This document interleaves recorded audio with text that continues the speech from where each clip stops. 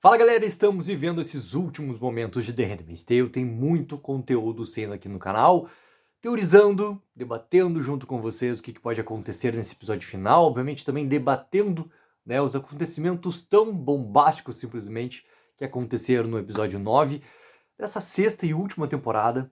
E aqui nesse vídeo vou comentar algumas teorias que vêm rolando aí por grupos de discussão e tudo mais para a gente poder conversar, debater e, obviamente, poder teorizar também. E vou começar por uma questão que é sobre Gilead. Porque Gilead está sofrendo sim esse ataque, está sofrendo sim essa invasão, só que tudo o que aconteceu também no episódio 9 reforça que Gilead ela vai ter que, de alguma maneira, contra-atacar. Essa tentativa toda, né, do comandante Wharton, dos outros comandantes ali, de irem para Washington, tudo mais, para se reunir com todo o outro grupo principal dos comandantes de Gilead. Esses outros comandantes realmente serão esses antagonistas, né? Algo que eu venho há muito tempo assim também querendo tentar decifrar quem que vai ser essa figura realmente. Pode ser o pai do comandante Bell, talvez seja, até de acordo com o que está falado, né, nos diálogos dos últimos episódios, que seja essa figura realmente representativa de Gilead como esse grande antagonista ali. Só que esse contra-ataque realmente, né, do alto escalão ali, do conselho todo de Gilead, ele realmente tem que acontecer. E acredito que não vai começar realmente a cair Gilead nesse último episódio, que vai ter algum princípio de retomada, muito porque a história, lembrando sempre para todo mundo, ela não encerra na próxima terça-feira, quando sair o 10º e último episódio da série. A gente vai ter os testamentos, e já está claro que vai ter uma passagem de 4 anos entre os eventos de The Handmaid's Tale para os testamentos. A partir desse princípio, Gilead ele não vai acabar como regime. Então, algo dentro desse último episódio precisa também ficar claro como esse contra-ataque realmente acontecer e que o regime volte a ganhar força, por causa da continuidade que vai acontecer para a história. Então, vou muito também por esse caminho, como colocado também aqui por alguns fãs também de The Handmaid's Tale, nos comentários dos vídeos que tem saído, também falando muito sobre o pai do comandante Bell. Segunda parte, vamos falar sobre a Tia Lydia, porque a Tia Lydia, ela é personagem de The Handmaid's Tale que vai estar nos testamentos. E é uma personagem que, depois do que aconteceu com ela no episódio 9, e o fato também da execução não ter acontecido, ela ter sobrevivido, e se a gente for pegar, né, o episódio 8, ele, pra mim, ele é definidor, assim, ó, e claro definidor sobre a história da Tia Lydia em The Handmaid's Tale. Porque ela volta a ter flashes, cara, do ponto talvez assim mais...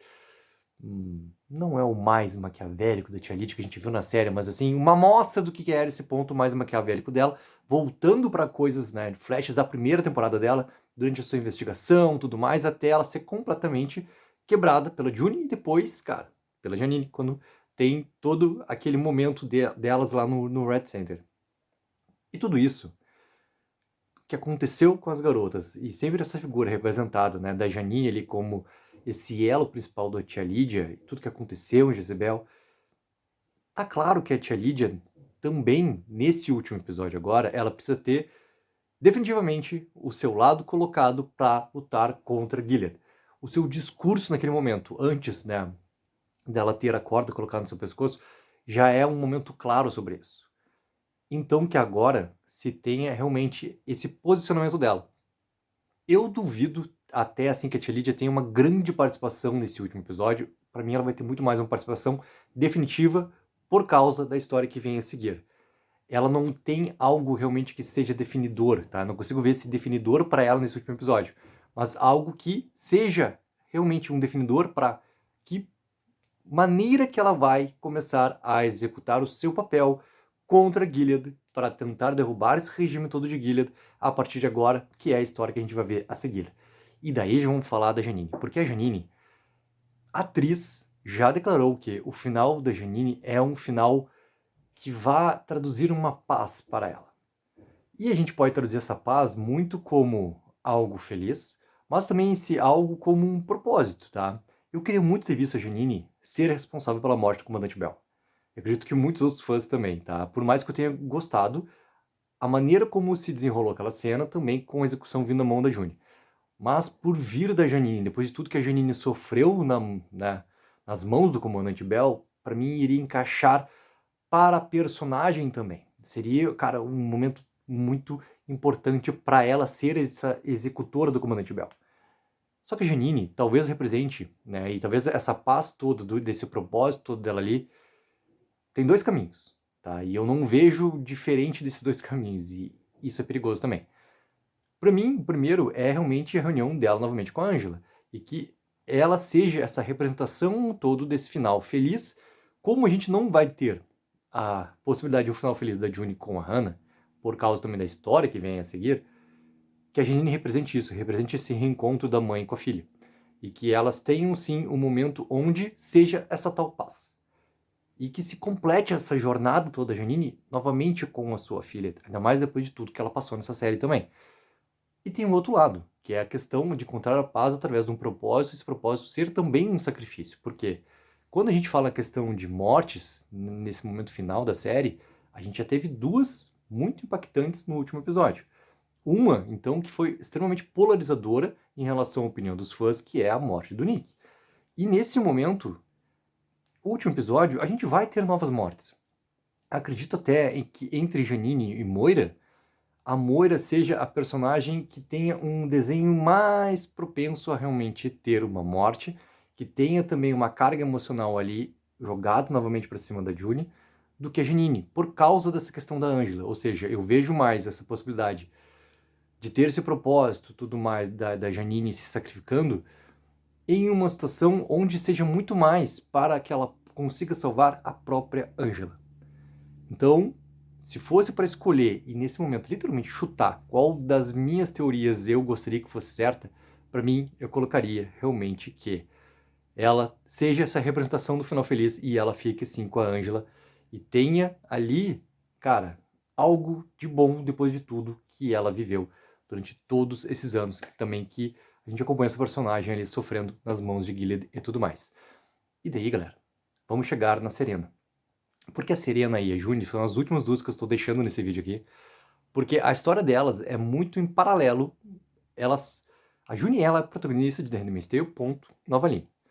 Só que a Serena, num paralelo, ela vem como essa principal personagem coadjuvante. E em muitos momentos, quase dividindo um protagonismo ali em relação ao que a June estava vivendo. Porque a Serena era, obviamente, responsável por muita coisa que a June estava vivendo. Então vamos pegar desses dois pontos, tá? Serena e June.